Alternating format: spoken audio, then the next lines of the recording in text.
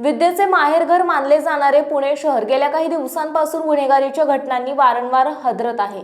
कोथरूड सारख्या उच्चभ्रू परिसरात मध्यरात्रीच्या सुमारास झालेल्या गोळीबाराच्या घटनेने शहरात खळबळ उडाली आहे। धक्कादायक बाब म्हणजे केवळ कारला पुढे जाण्यासाठी जागा दिली नाही, यासारख्या क्षुल्लक कारणावरून हा प्रकार घडल्याची माहिती समोर आली।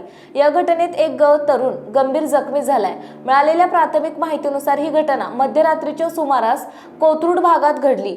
गोळीबाराच्या घटनेमुळे पुणेकर चांगलेच धास्तावले।